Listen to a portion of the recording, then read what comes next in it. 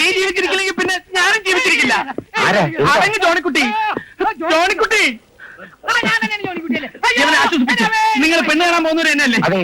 തുറന്നു പറയാൻ ബുദ്ധിമുട്ടുണ്ട്, പക്ഷെ പറഞ്ഞില്ലെങ്കിൽ 2 ജീവിതങ്ങളാണ് തകരാൻ പോകുന്നത്.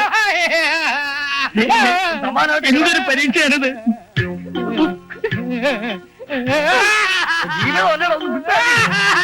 ഒരപേക്ഷയുണ്ട്. നിങ്ങൾ കാണാൻ പോകുന്ന പെൺകുട്ടി യവനുമായി ഘോര പ്രേമത്തിലാണ്. ഇവർ വിവാഹം കഴിക്കാൻ തീരുമാനിച്ചിരിക്കുകയാണ്.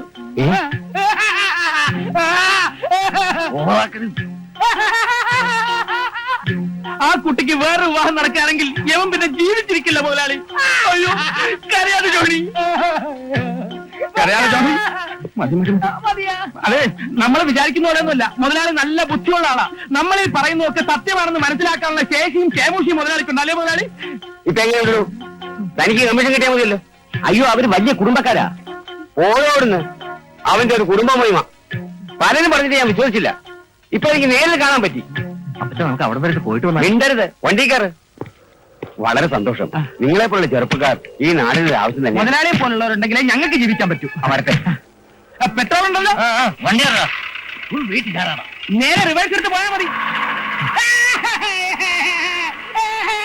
എന്തിനാ കരയുന്നു? എന്തിനാന്ന്? അവര് പോയത് കരഞ്ഞു പോയതാണ്.